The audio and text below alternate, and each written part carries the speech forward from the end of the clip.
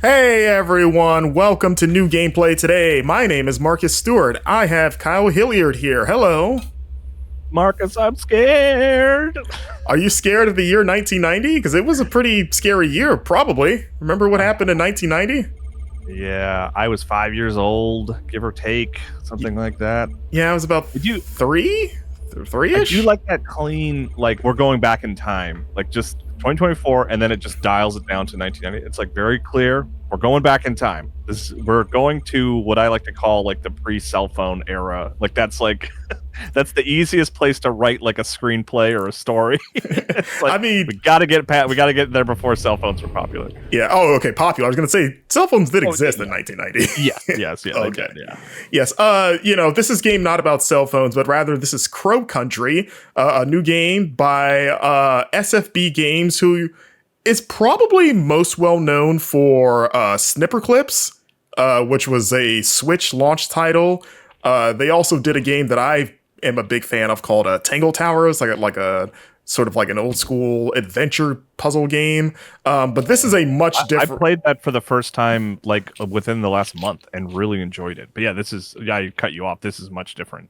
Yeah, so this is like I said, Crow Country, which you've probably already figured this out within the first like 5 seconds of seeing this gameplay. It's very inspired by old school survival horror games, namely Resident Evil and Silent Hill. It's got sort of the like film grainy, like polygonal look of like the N64 and PlayStation 1 era. You got sort of similar camera angles, though this game does have like 360-degree camera control, so that's like a nice modern touch. But just from like the gameplay to the like item management and even the menu, this game wears its inspiration on its sleeve.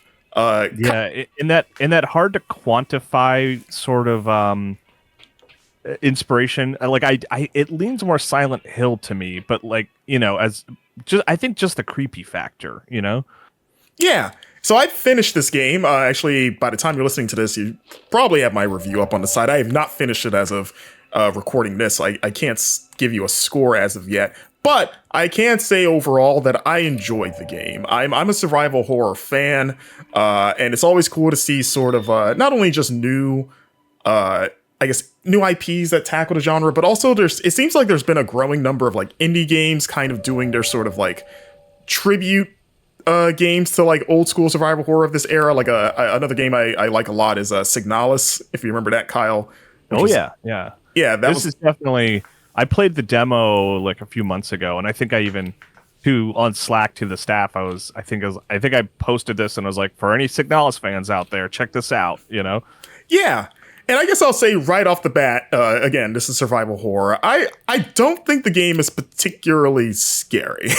Okay. And I think that's fine, honestly. Like maybe if you're someone that does want to be scared, and I love horror in general. Like I love to be creeped out. I don't think this game ever really gets to like scary territory, mainly because I think the character models are kind of like, they're just not scary. Like if you see Mara there, everyone kind of looks like dolls, which I actually like. I think that gives the game kind of its own sort of like unique charm to it. But that applies to the monsters too, where they look kind of like interesting and like creepy, but outside of like a very small number of like jump scares, I don't think the game is, for me as a veteran, like scary. Like I was never on edge. But I do appreciate just the sort of like creepy vibe of it. Yeah, I mean, with something like this, I'm just looking for mood. You know, and like I love the mood of this. Like it emulates that era of like PS1 to me, where like they hadn't quite figured out how to do like human beings yet. Like if you look at like Final Fantasy VII's character models and stuff like that, right? It's like it's just a collection of shapes that sort of resembles a human, and I feel like that's kind of what they're going for here, and it works for me. I like the mood. I do too. I think this game is like almost like comfort food survival horror, where if you're a veteran of the genre, and especially if you grew up in the 90s and played these games, like the game doesn't really do anything that you haven't seen before. Like it's not like trying to redefine the genre. It's just like a very well-made like throwback is pretty much what it is. Like, you're going to be collecting items, you're going to be solving puzzles, which I think the puzzles are pretty well designed. Like, I think they're pretty clever and require like a degree of like observation and note collecting. And also it's a very, like, when I say old school, like, it commits to the bit. And where you think of like the Resident Evil remakes, like of like Resident Evil 2 or 3, like, those are originally obviously games of this ilk, but they modernized them where like, oh, you can, on the map, it'll mark the doors that are locked and it'll give you the symbol for like, hey, you need this specific key to get here. So you don't really, it takes a lot of the guesswork that was originally in the old games. Whereas this game does not do that. Like, it is very much, you need to remember things. You're going to be finding notes all over the place with, hints and outright solutions to things. And you can't check them at any time in the menu. Like, the only time you can ever access them is by going to the save rooms, and then you can check every note that you found. And the game does, at a certain point, start throwing a lot at you in terms of like, you're just getting a lot of information, and you're sort of like having to remember a bunch of like, okay, I have this key here, but then I read this note mentioning another room, or I think I can access it now, but then there's another note that I mentioned that has another like item that I think I could get now. So there's a lot of like mental sort of like organization you have to keep in mind that can get a little confusing until you kind of like have to like commit to like, I think I'm gonna go here. And then again, since you have to trek back to a save room to reference your notes, it does engender like quite a bit of running around where you're like, oh, what was the wording on that again? I gotta go all the way back to the nearest save room just to double check that. Which I think like I didn't mind as much, and maybe because I grew up with these kind of games, so it's like, oh, I kind of know what I'm getting into. But I think if someone got into survival horror with like the modern Resident Evil remakes that take a lot of that sort of like busy work out of it, it might feel a bit more like a chore. Yeah, it's almost like a heads up, right? It's like, you should know going into this, you might want to have a little notebook next to you, or maybe take pictures of the screen with your cell phone or something, right? Just like get ready for that, right? Yeah, like I absolutely took pictures of things on my phone at certain points in the game because I was like, I do not want to come back here and look at this again. Yeah. So the combat, as you can see here, you got that the laser light at a certain point, which I like, is another sort of like more modern survival horror touch. And, the combat feels fine. It's that, like, very deliberate aiming. I don't know if it's as sophisticated as, say, Resident Evil 4, where it's like, oh, if you shoot their knees, they'll go down or anything like that. I kind of always just went for headshots. There is an interesting system where the closer that you are to an enemy, the more damage you do. So you kind of have to play that risk-reward. If I want to conserve ammo, I need to get closer to them, because the further they are away, you're just going to do less damage. And then in theory, it's scarier, right? Like, yeah, that's cool. I like that mechanic. So we're in the first save room here you can find, again, just poking around. But yeah, I love the look of this game. I know we've talked about it, but just like the sort of like, they're not pre-rendered backgrounds, but they look like they're supposed to be. They're at odds with the character, which by design, which I like. Yeah. Now again, going back to the old school nature of this game, it is very easy to miss things. Like, just because of how cluttered the environments are by design. Like, even the game tells you in one of the notes, like, hey, make sure you really thoroughly inspect everything you have, because there's like some important things that you can very easily overlook because of like the low poly nature of it. It's like, oh, I did not see that there until I randomly brushed up against it and got prompted to grab it.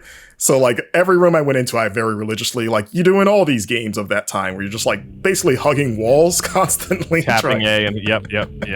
Yeah, just like, all right, are you sure that I got everything? And then even then you'll be like, oh, there's a med kit here that I didn't see, or like the solution to this puzzle was like right here.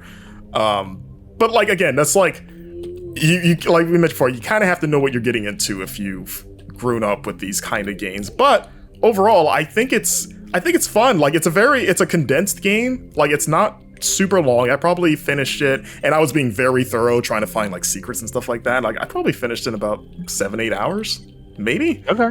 Yeah, you're selling it on to me, man. Like a good length.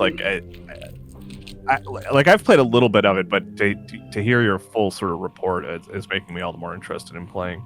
Yeah, and I think the story is like fine. Like, there's an interesting a few interesting twists along the way, but it's like a totally like serviceable, like interesting story. The game has like a sense of humor to it that I like too. Like there's some like even in the intro with like Mara's monologue about like, yes, my name is Mara Forrest. Don't forget the name. Don't mess it up. Like she just keeps repeating, like, please get my name right. See, that to me sounds. I'm like, all right, that's clearly a puzzle solution in the future. Is it? Will ask me. You know. There we go. It's a little puzzle here. Just gotta get the very basic puzzle. Just trying to get the water temperature or the water pressure to that specific level, and then look at that. But it's not done yet. Look at all the cool stuff. You do this, and now I got a little fairy head. Give me a bronze key. Now I can get into some more rooms here. But yeah, Kyle, it's I like the game. Like I said, my review will be up pretty soon. I've enjoyed just like I had an itch for this, I guess. Like I think this game scratches that survival horror itch. It's not going to do anything like I mentioned before that is like revolutionary for the genre. But if you're just like, man, especially as we wait for like the next Resident Evil to come out, if you just want like a good one of these, I think Crow Country is a good one of these. Like I enjoyed my time with it. It's even if it's like it's ultimately very familiar, but it is that sort of like I'm just gonna chill out and just solve some puzzles, poke around, look at some weird little monsters and stuff, solve some fun puzzles, and that's kind of all I need from it. Be in a creepy place, right? Yeah, exactly. Be in a creepy place. Yeah, I am absolutely in the mood for a good one of these, so I'm excited. Yeah. So Crow Country out on May 9th. As you're listening to this, it's available on PlayStation, I believe Xbox, and PC. And there's also a Steam demo that's been out for a minute, so if you want to try it on PC before you buy, you can give that a whirl. But yeah, thanks for hanging out with me, Kyle. Thanks for having me. Yeah, and we'll see you on the next one.